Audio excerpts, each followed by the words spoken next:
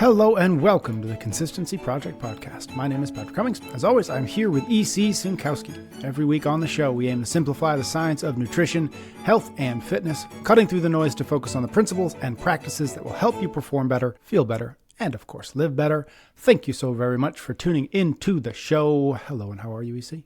Good. How are you doing? Wondrous. We're doing well. We're jumping into some headlines today. We're going to talk about some things you've seen in the news, as they say. We're going to cover three topics. We're going to talk about why red dye number 3 has been banned and whether that's a real health risk. We're going to talk about concerns about heavy metals in protein powders and what we need to know about it. And then the last thing we're going to talk about is the latest updates on alcohol consumption and its link to cancer risks. Cool? Mm-hmm. Have these articles, these things in the news been sent to us, or are these things that you've just seen in your scrolling? I think, two of them definitely were questions, the red dye number 3 and the heavy metals direct questions. The alcohol one just got a bunch of press, and I think alcohol is often of interest to people. So yeah, I figured we should add that into the mix. All right, cool. We're going to start with red dye number 3. It was banned in January. So we're going to chat about what it is, why it was banned, and the risks or presumed risks. So let's just start with a little background on what red dye number 3 even is. How do we use it? How does it show up? And of course, why was it banned? Yeah, synthetic food dye. No surprise with a name like red dye number 3, not natural. I have a red dye number 3 tree here. I don't know what you're talking about. And no surprise, it colors things red, that bright cherry color. Popsicles, cupcakes, cookies, all that stuff. Yep. It was approved for food and medicine use since 1969. Interestingly enough, it was banned in cosmetics as of 1990. But it was just in this January 2025 that it was banned in food and drugs after a petition was filed in 2022. And the companies have until 2027 to reformulate their products and get rid of it. Now, the reason it was banned is based on the Delaney Clause, which we actually talked about way back in probably our first additive episode. And the Delaney Clause was enacted in 1960, and it prohibits the FDA from allowing food additives to be used or color additives to be used if that compound has been found to induce cancer in humans or animals. And so this is all from the FDA website, but this most recent 2022 petition for red dye number 3 included these 2 studies from rats that when they're exposed to high levels of red dye number 3, they develop cancer. Now, interestingly, those rat studies were actually in the 1980s. So this whole timeline is very interesting. Banned in 1990 from cosmetics. We have this evidence from the 80s, and it's really not until 2025 that the FDA is banning it in food and drugs. And I can't really give you an explanation of why, like what's going on there. It may have something to do with the new administration. It probably also has something to do with just being consistent with the Delaney Clause. But it does seem very disjointed in, gosh, why did this happen in this way? Why wasn't it strict across the board? And I think it just also speaks to large bureaucratic agencies. Not everything's this efficient process. Not everything gets done all at once, and not everything gets done in ways that we can totally explain. Okay, so the question of why now, notwithstanding, where do you fall on the good, bad, or indifferent on the actual decision? Yeah, I don't really know that the banning is that necessary. For starters, the most popular food dyes in the U.S. are actually red number 40, yellow number 5, and yellow number 6. Apparently, those 3 make up 90% of the food dye that's used. And this squares with, I found this study that was looking at artificial food colorings relative to, or what would be potentially in consumption, especially for children. And they were listing out all these candies and different foods and the different dyes listed. And like, I was having a hard time finding different products that actually had red dye number 3. So it's just not represented as much as some other of the dyes that are in our foods.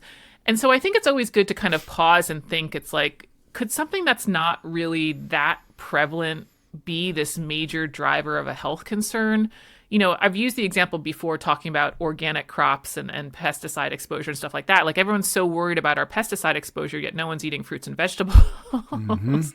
Like 90% of us aren't eating enough fruits and vegetables. I don't know if the pesticide exposure on them is the big problem. And so the same thing sort of here with the food dyes. Like, if food dyes are a problem, wouldn't we want to start with the ones that we are the most exposed to? And it doesn't seem like that would be red dye number 3. The other thing that's interesting, and this is on, again, the FDA website that came out in January talking about the ban, is that the way the cancer developed in the rats is this hormonal mechanism that is specific to rats, meaning it's not a mechanism that exists in humans. And of course, the levels at which these rats were exposed to red dye number 3 is these high levels that it would be almost, virtually impossible for humans to get to eating, gummy candy or something like that. Mm-hmm. And other studies and other animals and humans do not show these cancer effects. So this Delaney clause, I know it's there to be very health protective, but, there also is this reality that we are not rats. And so, things that happen in animals don't always happen in humans. And so combined with the fact that this isn't really that prevalent, it's really hard to think that this ban was really necessary. Okay, so just for my clarity's sake, the reason why red 40, yellow 5, yellow 6 isn't on the chopping block is back to that. There's been no linkage between those things and cancer anywhere, in rats or otherwise, right?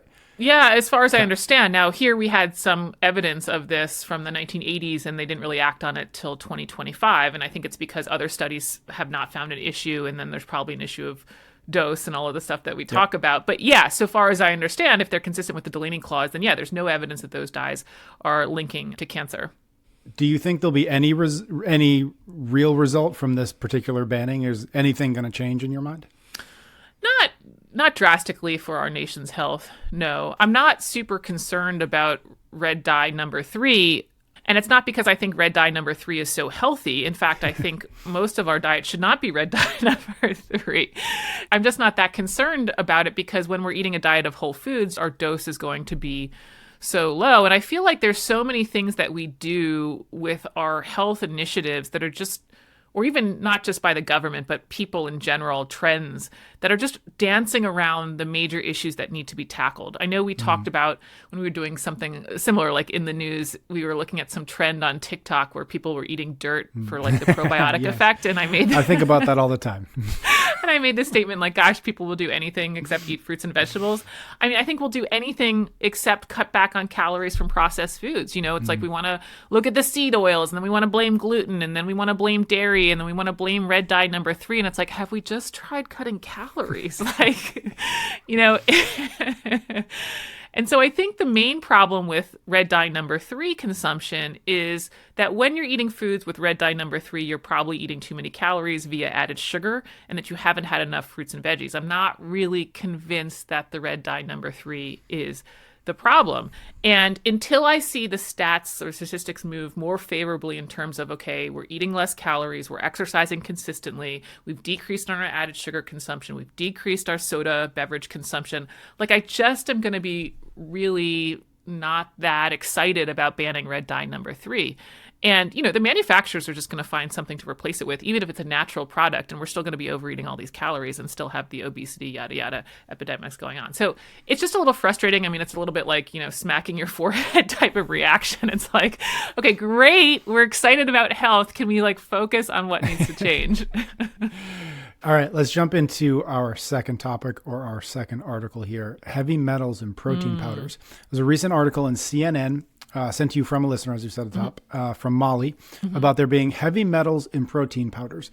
Let's start with a little bit of background on the article. What was it about? What did they find? Yeah, so the article was about this new report released by the Clean Label Project. That's the name of the company. And I actually had sent out an email probably a few years ago because the Clean Label Project did a similar report in 2018. So I guess this is an updated report in 2024 about, what's in your protein powders. And so CNN, of course, is reporting on it. In the Clean Label Project report, they purchased 160 different products from 70 of the best-selling brands of protein powders. They tested it for a bunch of different compounds, not just heavy metals, but that's the one that they're happened to, release information about right now. And, CNN is citing this, quote, disturbing levels of lead and cadmium with the highest amounts found in plant-based, organic, and chocolate-flavored products. And then, quote, on average, organic protein powders had 3 times more lead and twice the amount of cadmium compared to non-organic products. Plant-based powders, such as those from soy, rice, peas, and other plants, contained 3 times more than whey-based products. That's some of the findings that the CNN article was talking about. I do think it's not surprising that some of the plant-based proteins would actually have higher heavy metal contamination. And that's because you want to remember that food that's grown in our world is going to be subject to deposition from industrial activities, whether or not that's mining or smelting or gasoline emissions, all of that stuff. And so something like whey that's coming processed through an animal versus just collecting food from the Earth's surface. Yeah, I'm not surprised that the plant protein powders have a higher level of heavy metals. Now, this doesn't mean freak out. I still recommend the 800-gram challenge, but it's just sort of interesting to point out that like all of our food is going to have some level of contamination because we live in an industrialized world. What did the report actually say other than the bit you just got quoted from the article? What else was in there worth mentioning? Yeah, I mean, the problem with the Clean Label Project report, and it's the same for their 2018 one, is they don't actually release the data. You know, when I kind of read that stuff from CNN, it's like they say, oh, there's these disturbing levels, or they have these certain samples have twice as much lead as these other samples, but they don't tell you, well, what level is that? And they also don't tell you what products they tested. They don't say it was this XYZ brand. So they don't tell us a whole lot. I don't think that's super helpful, especially when, according to their website, their mission is to, quote, bring truth and transparency to food and consumer product labeling. Now, interestingly, they had this 2018 report, and Consumer Reports had a similar kind of expose about heavy metals and protein powders in 2010. And so there was an independent study that looked at both of those reports, the Consumer Report and the Clean Label Project report. And they said, okay, we're going to do what we can with the data and the inferences they're making to determine what kind of risk people are really exposed to when they eat a typical amount of these protein powders, like 1 to 3 servings a day in terms of heavy metals. And basically their results are, our results suggest that the typical intake of dietary supplements would not result in adverse health effects due to heavy metals. That's the Bandera paper in the show notes. This is one of the reasons that I think that the Clean Label Project doesn't really publish their data, because I think once you look at what the typical dose will be when people are consuming this product in a mixed food environment, or food diet, it's probably just not that much to worry about, right? That, yeah, there might be something detected in a sample, but that doesn't necessarily mean harm. And I think it's also interesting to note that the Clean Label Project, they have their own certification system where they're going to go out and certify foods that are, quote, clean. And so I think this news report, since it doesn't really give us the data, it doesn't really have any transparency, it's more of a way to spin up fear and have people get interested in the products that they recommend. And guess what? The products that they recommend have to go through their certification process, which gives them money. Interesting. So it's more of a PR exercise than anything else in some ways. I think so. If you're truly interested in transparency, the first thing that I would think of is like, well, here are the samples and here's the data. Yep. But what do I know?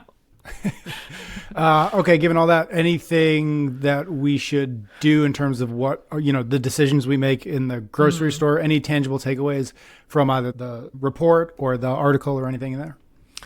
Yeah, I think it's just a little reminder that contamination is a real issue in supplements. We've certainly talked about that before, how unregulated of an industry it is. Now, I'm not trying to make people afraid. Again, just because something's detected doesn't necessarily mean that it's going to cause harm. But I think that we just have this almost blind trust in supplements. It's like, okay, they're so natural and they're so good for us that I should just take them. And really, in reality, there just isn't a lot of oversight of them.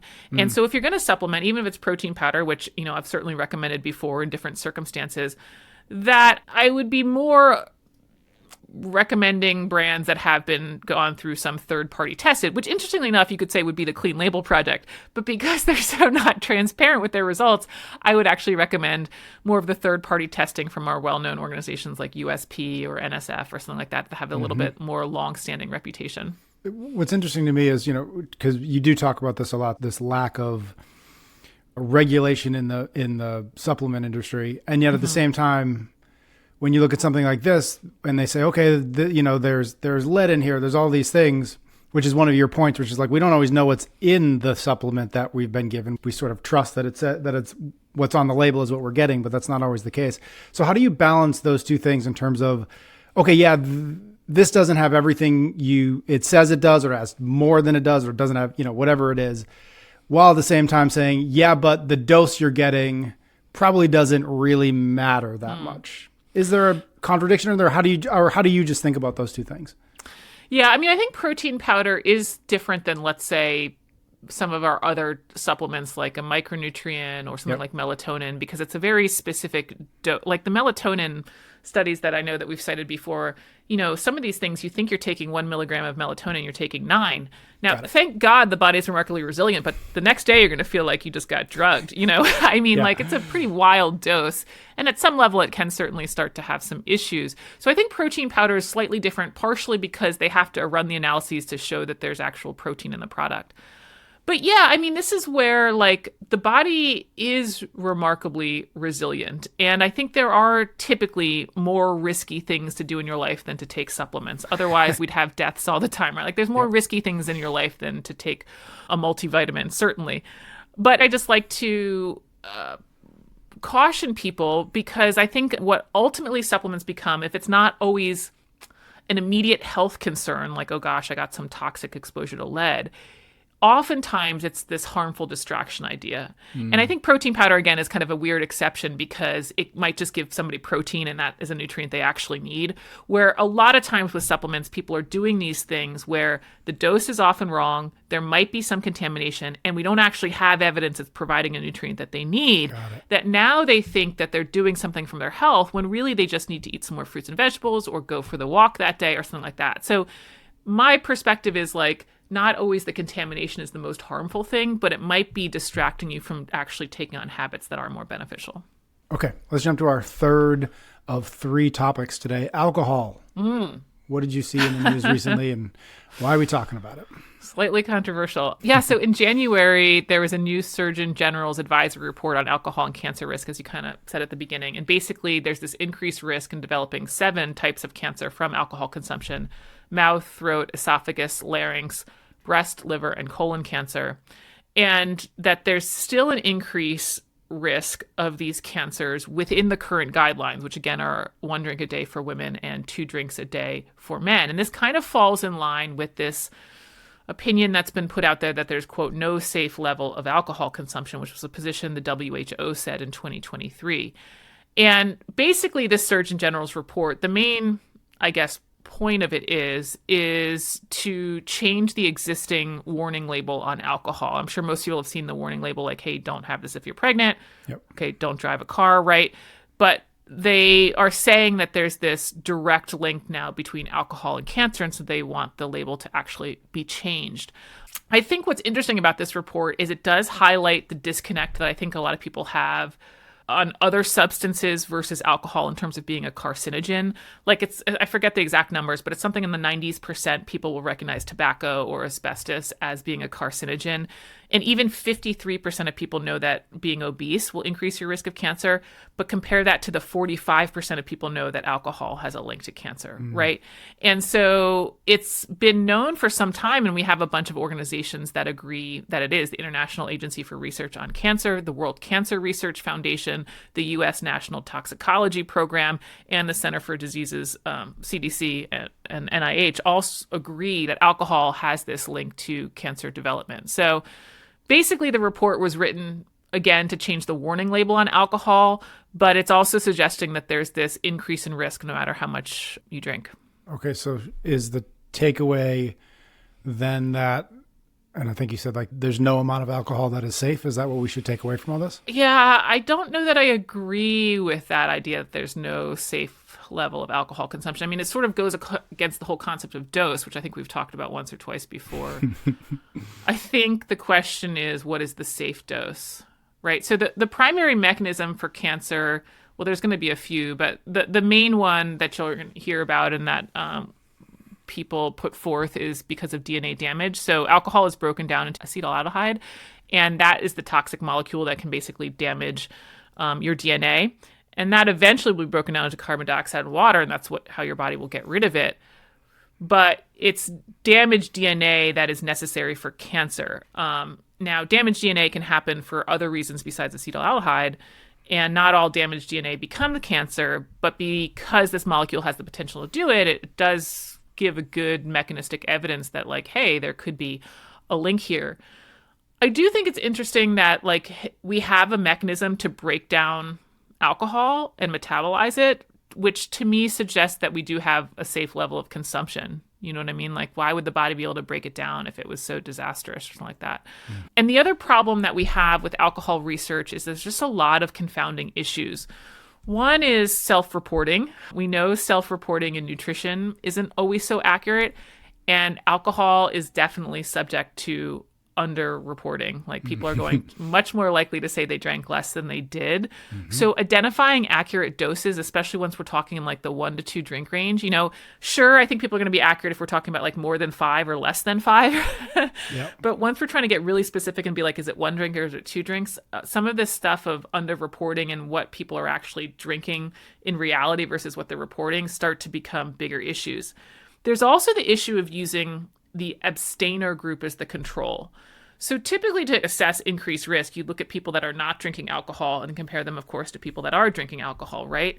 But the people who aren't drinking alcohol are a pretty complex bunch. Some people are not drinking alcohol because they have some health condition which makes them not drink alcohol. So those people are already going to have an increase in health risk, which is different from people that are just not drinking alcohol to not drink alcohol, right? You also have people that have become non-drinkers who used to be alcoholics. They also have an increased risk relative to people that were never drinking alcohol, right? And then this is something that was really interesting that I just found kind of reviewing the literature. There's studies that also show that people who say they never drink have changed their answer over time. So this is the Ekholm paper in the show notes, but quote, studies have widely shown that more than half of respondents who reported to have never had an alcoholic beverage actually reported drinking in previous survey waves. End quote. So, they take surveys over time to be like, okay, what's your alcohol consumption? What's your alcohol consumption? And I guess people are like, okay, it's 1 to 2 drinks a day or something like that. And then maybe 5 years later, they're like, never drink. Yep. So all of these issues of identifying like, especially a low dose at where risk increases, comparing non-drinkers to drinkers, it all gets difficult to tease out. And also, of course, then we have the challenges of doing a randomized control trial where we're not going to do a randomized control trial where we try to give people cancer, nor are we going to have a randomized control trial for 30 years to be able to see, okay, does this really cause cancer in the long term? Okay, given all that, what's your recommendation? What's the takeaway? Yeah, the takeaway. Well, I certainly don't encourage people to drink from the standpoint of like, I think there's something healthy in it. It's not like you're missing out on health if you don't drink. I think if there's any health benefits to alcohol, it's more of the enjoyment that somebody gets from it. And I don't mean, going out and doing binge drinking to take the place of like emotional processing or something like that. I'm talking about having a drink with your spouse because you enjoy that dinner or because you're at some social event. It's like that type of enjoyment. It's really hard to quantify what the benefit of that is because there's certainly going to be benefits. I think, again, I wouldn't encourage people to start drinking for the health reasons, but I think that it still can be part of a healthy diet. Now, what would the dose that I would suggest? I'm going to stay within the recommended guidelines, up to 1 drink a day for women, up to 2 drinks a day for men. To be honest, I think that sounds a little high once we start talking about if you're really doing that daily. But where exactly does it go from, not being an issue to being an issue? Shrug. Yep. Shrug. Because all of these things, including cancer, come down to a lot of different factors like the rest of the diet, exercise, sleep, genetics, all of the other stuff that we talk about on the podcast all the time. There's lots of things in nutrition like this that it's never one thing. And there's also a little bit of just like risk tolerance to some of this stuff. We don't necessarily have the double-blind placebo-controlled trial on everything. We have some trends, we have some okay data, and then people really have to piece together the specifics, what works for them on their own personal level. I will say, to be transparent, I haven't had a drink probably, I guess it's 4 years now, I'm not really sure, something in that ballpark. And for me, a lot of it was just the sleep effect was it. Even with 1 drink, I would just be up at 3 a.m., like ready to start the day. Which is not really conducive to the rest of the world schedule. And so for me, it just was like not worth the trade-off. And so I think people should consider that too, that maybe it's not necessarily the one alcoholic drink that is causing all of this damage per se, but is your sleep off? Are you more groggy the next day? Do you not want to work out as much? Are you more hungry the next day? Like those would be other things that I would also think about besides necessarily just thinking about kind of the dose and tolerance of alcohol exposure. Got it. Okay, so I've got one question, and this might be the only opportunity for me to ask it because it's interesting to me. I've always found it curious why people will stand up and decry something like red dye number, fill in the blank. And even to a degree, like contaminants in supplements, like all your points considered. But then they won't stand up and say anything about alcohol, which has all of these known adverse effects, whether they're the link to cancer or even the negative adverse effects of relationships or finances or or car crashes, all of these things that we can connect much more easily and much more obviously than we can red dye number 3. Any theories as to why people will latch on to a red dye number 3, but won't at the same time say, what about the poison over there that we have accepted that we call beer or vodka or wine or anything else? Any theories as to why one is scary and the other is just accepted? Yeah, I think it's our own biases of what we want to believe. You know, it's easier for us to blame red dye number 3 and say, okay, I can give that up, all while knowing the manufacturers are going to find their ways around it and we're still going to be able to have cake or whatever. But, we want our alcohol. Yeah. We want our alcohol, so we're going to keep it. But yeah, you are right. I think that's the other thing too, is not necessarily the metabolism of alcohol and the potential for DNA damage, but there is so much damage in terms of addiction, and car crashes obviously is a huge one, that it is interesting how it's just become so accepted and even pushed and glamorized in certain ways. But yeah, it's because we like it. It's because we like it and we want it to stay around. Yeah. Yep. We feel good with it. I think you're right. All right, my friend. Thank you. That was great. Thank you, everybody out there, for listening. Thank you especially for your ratings and your reviews. They help new folks find the show. And when they do find it, trust that it is worth their time. So if you haven't and you've been listening for a while, we really do appreciate any ratings or reviews you can leave us. EC and I will be back next week for a brand new episode of the Consistency Project Podcast.